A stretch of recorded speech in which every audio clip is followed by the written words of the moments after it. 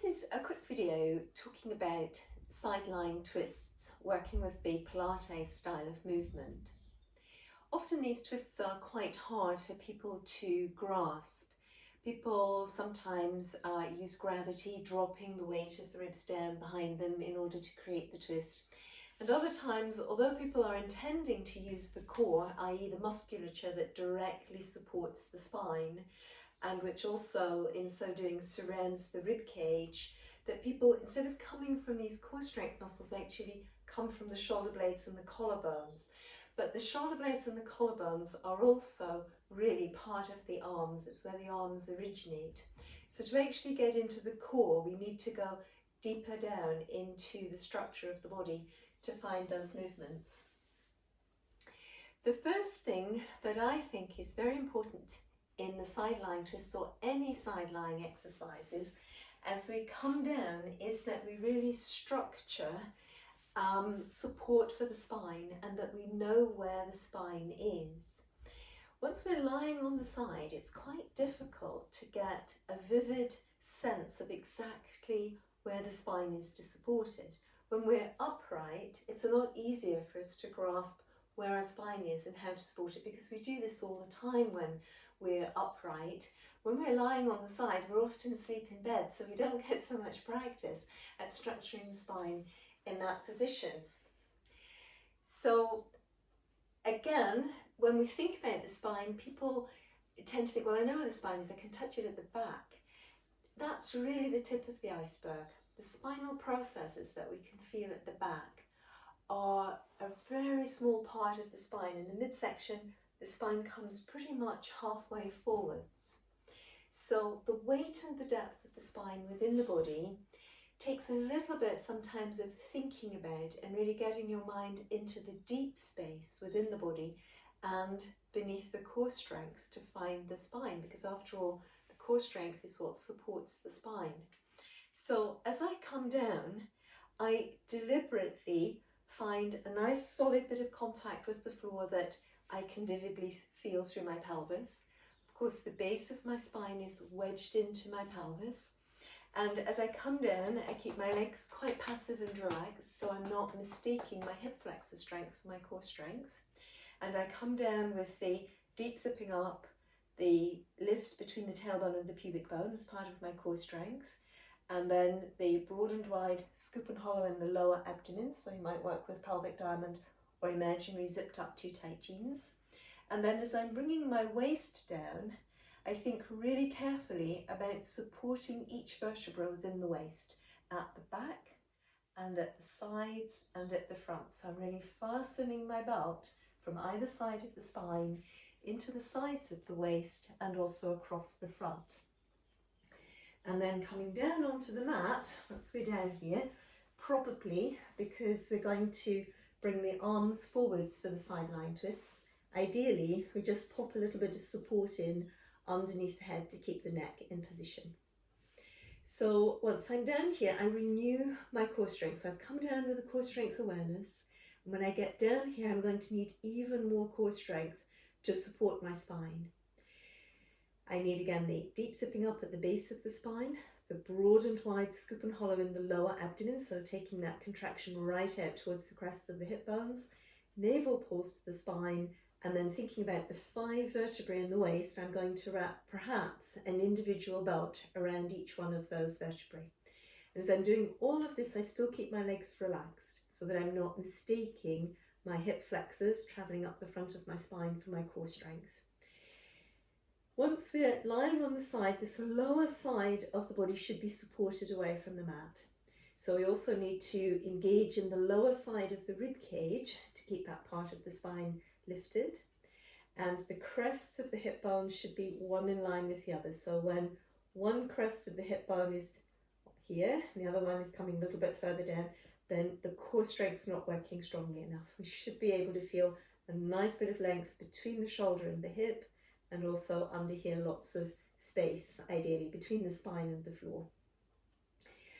What's also very useful is shoulder blades wide and moving down the back. This helps us to structure the position. Then with the side-lying twists, the pelvis stays in position And we need to try to, from there, get a powerful bit of strength pulling in across the back of the waist, getting the muscles in this upper side of the waist to almost bolt in, to latch in, to engage like gears into that side of the spine. And then from there, we need to get the muscles across the back of the rib cage as well to engage in towards the spine. Keep your shoulder blades wide and moving down the back, and then the twist happens. So the pelvis should stay in position, the waist should still stay lifted, and it's the core that's brought me back. My arms and shoulders are still passive. Most of these twists then proceed to open an arm into the bow and arrow twist, but this action is independent of the twist. And then coming back, we need to try to initiate the return by engaging the abdominal muscles at the front of the belt quite strongly, squeezing the muscles in at the base of the breastbone, coming back onto the side. And in theory, when we get back, this lower waist is still supported away from the floor.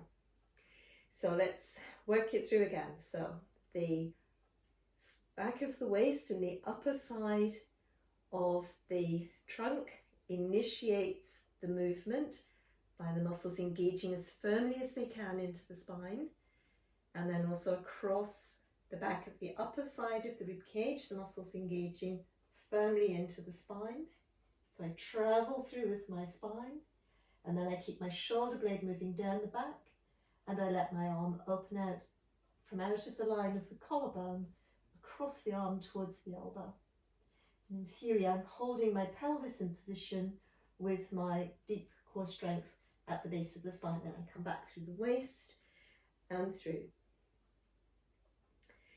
So some movements, of course, we've got the opening the book movement, where we keep the shoulder blade nice and centered in that side of the rib cage. We keep it moving down towards the sitting bone, so the arm lifts up, engaged into the upper back. And then again, that upper waist works, the lower abdomen is counteracting, pulling forwards all the time so that it stays in position as the body comes into the twist. Then the elbow dips down, and once again we come back from out of the waist strength all the way through. So it's an inhalation to let the arm lift up and head and neck can follow, and exhalation to once again engage in the lower abdomen to stabilize the pelvis where it is, to use the waist strength to bring us into that twist.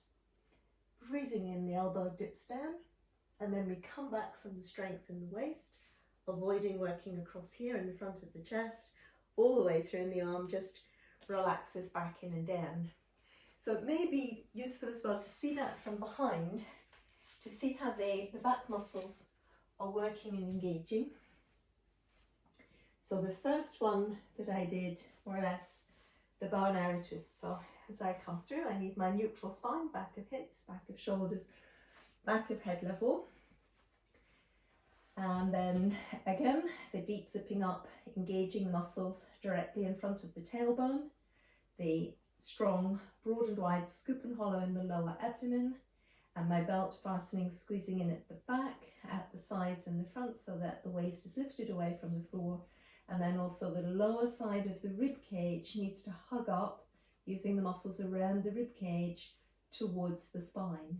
And the shoulder blades stay nice and wide and moving down the back.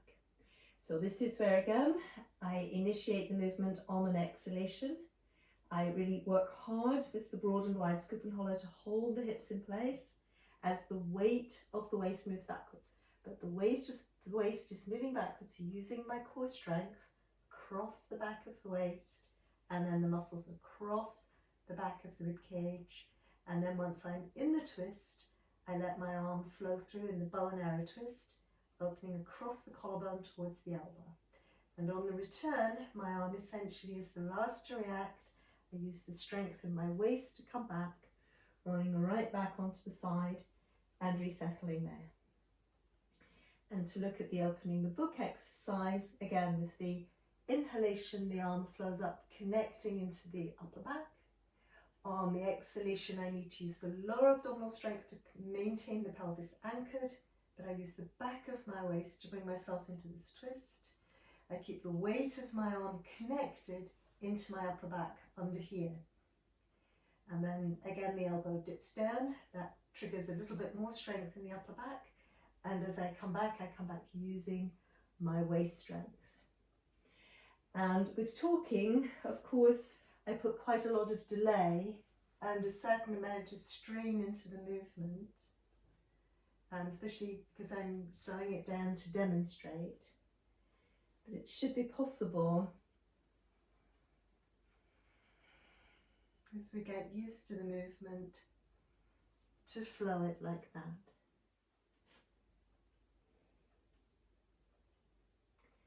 So that's a brief look at those two side-lying twists.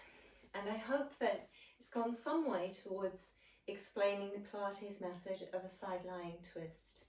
Of course, we have to be quite confident with Pilates setup and Pilates breathing, all of which will help us once we're used to them, coordinate and structure the spine at the outset of the movement. Without that, it's quite hard.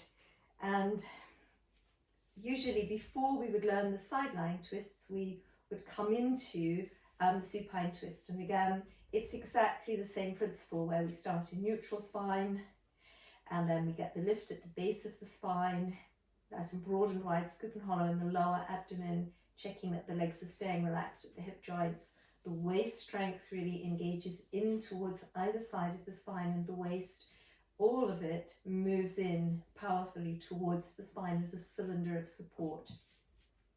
And then from there, the twist should begin at the tailbone, using the deep zipping up and the scoop and hollow, emphasizing it towards the side that you'd like your spine to travel towards. And then you really use that lower waist that you're moving towards, the strength there, to bring you on into the twist. And the legs are quite passive. And then on the return, it's the broad and wide scoop and hollow. The side of the waist that you're coming back towards works hard, and the under waist works hard to bring you back to the center. And again, the legs are quite passive. And then once again, going through in the opposite direction, the deep zipping up, the scoop and hollow, emphasizing it towards the side that you're traveling towards. And the waist strength wraps around from the side towards the back to roll the spine in, whilst your opposite shoulder should stay in contact with the mat. You know, once you're into the twist, you can relax the legs. It's just that the legs don't work to bring you in. The weight of the legs is the resistance that the trunk of the body has to carry. So side-lying twist's great as long as you've got a little bit of underlying skill, and that just takes time and takes practice. Thanks for watching. Hope to see you again soon on this channel.